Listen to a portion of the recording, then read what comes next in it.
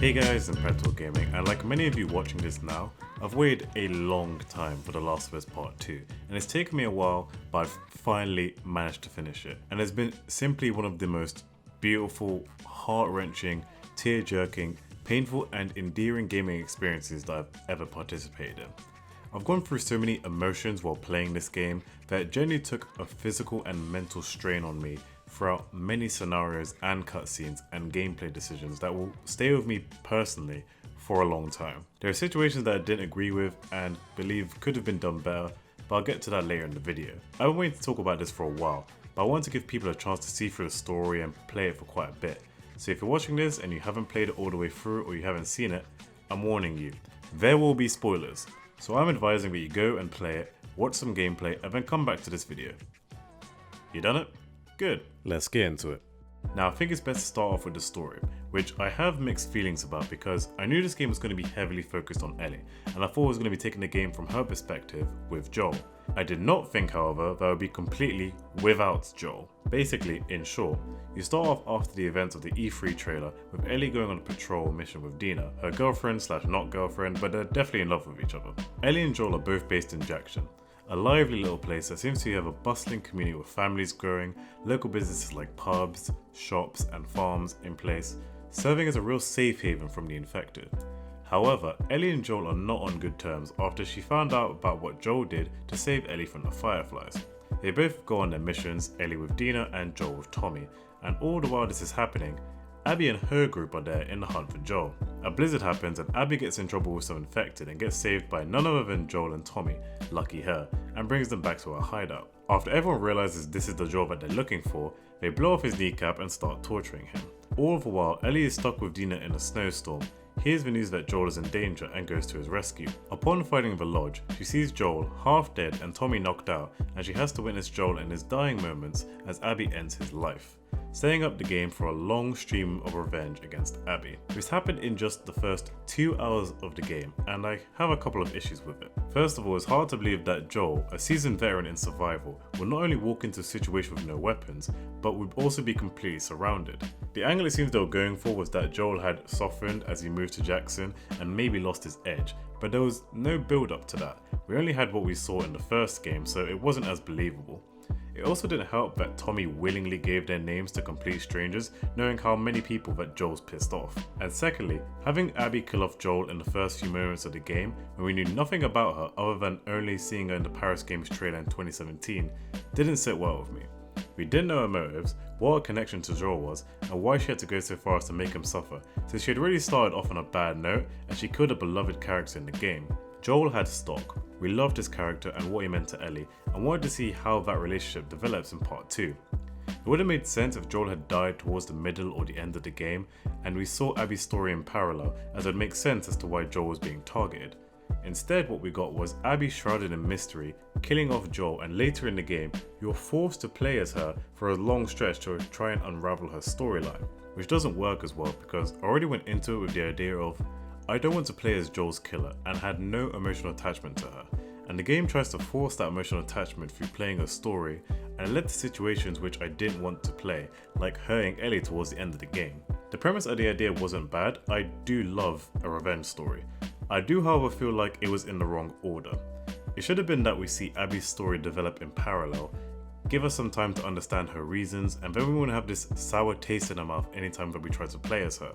That's not to say her story is bad though. I love her encounter with Lev. He's one of my favourites in the series with his innocence and his pure heart, and I think the Wolf vs Seraphite's mission is one of the best missions in the game that perfectly composes acts of stealth with all-out violence and chaos in this epic war-like scenario.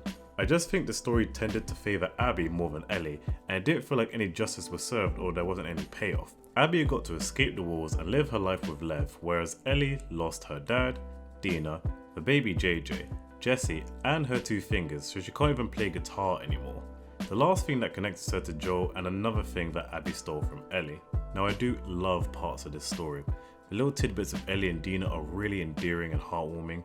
Learning about the Seraphites of Lev and seeing Abby become kinder throughout the game was really insightful and enjoyable, and I love the flashbacks with Joel and Ellie, especially the dinosaur museum scene. I just felt like it could have been done in a better way than what we got, that allowed the fans to finish the game with less of a sour taste and a bit more payoff. Okay, enough about the story because I want to get into the presentation of the game, which is genuinely top tier, and I feel The Last of Us Part 2 really pushed the boundaries of what was possible with the PS4. This is one of the few games that perfectly shows off all the splendor of every season and with no details spared. The way the light filters through the trees in the spring, the subtle details of the foot tracks in the snow in the winter, the sound of the crickets and the dry bark and grass in the summer, the crunching sounds of the leaf as you trek through the rain, it captures all of this perfectly with excellent lighting and clean and crisp sound design. The first game did this as well, but there's a lot more atmosphere in this game, which is echoed in the first scene that you play as Ellie. The town of Jackson is bustling with life and vigor, and it really feels full and not just a shell for you to go from A to B. And this is true not just for Jackson, but for the entire game, with the hidden safes hidden everywhere, the cool superhero cards you can collect, and the awesome side stories from the notes that are laying around that really put a lot more emotion and a lot more humanity into these dead bodies laying around the world.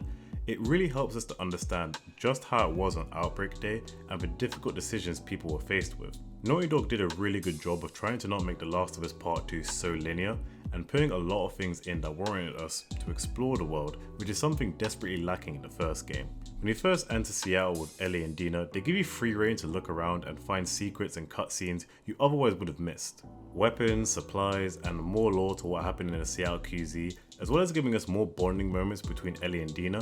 There was so much detail and information to take just from walking around. They even put so much detail into the smaller items, like the detail on the guns is absolutely phenomenal. And I don't know a damn thing about guns, but this looks pretty damn real to me. The whole process of upgrading weapons is also really satisfying and believable. Though they did do some camera tricks to hide the gun a bit so they could speed up the change in appearance, which was clever but did not go unnoticed. And speaking of camera angles, the cutscenes are absolutely gripping and phenomenal and work the camera perfectly to the point it feels like a movie rather than just a game camera plastered into the environment. One of my favorites is the one of Jesse, Ellie and Dina walking towards the camera as they leave the weed den, which is very well done. The way the camera pans to show the whole landscape of the game you're in is very Shadow of the Colossus-esque and it really does make you feel the size and weight of the world that you're in. Everything felt very real, almost too real at times, as the gory and violent scenes for me personally were a bit too much to handle. The reality of the characters and the situation tied in with the excellent voice acting from the likes of Troy Baker and Ashley Johnson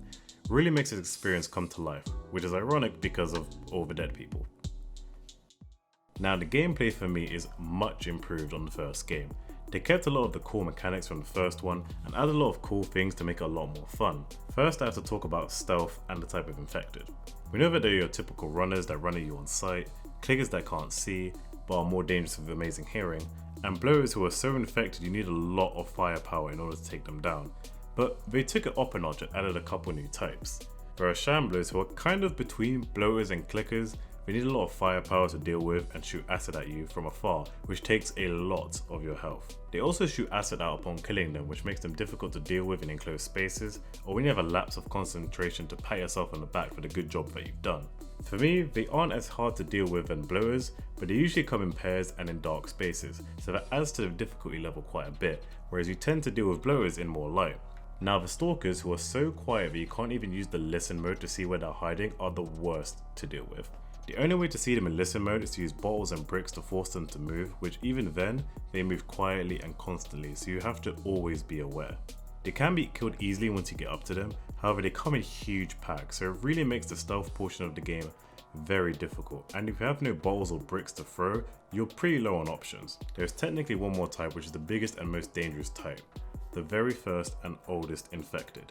You encounter this as Abby, and it makes for a very dangerous and terrifying opponent, which scared the life out of me. It's quick, has a large body, and it splits into two, which makes it even worse and made the combat a real challenge. The game also got better at mixing up the infected in different scenarios, so that you had to employ different strategies. Before you'd have all runners or all clickers, which made the stealth simple and one-dimensional.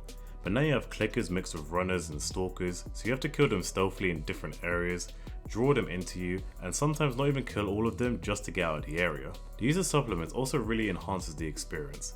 I do wish you could choose the specific upgrades you wanted, but I do like the way that they've broken them up into branches so you can tailor your style of play to the upgrades. Listen mode improvements, faster crafting, more health, it's a good way of improving on what you need in the game. The weapon upgrades are also satisfying because finding gears is hard, and the number you need to upgrade each one is quite a lot, which leaves you in these situations where you have to deal with weapon sway and poor reload times, but you have to settle for better recoil because you don't know when the next workbench will be.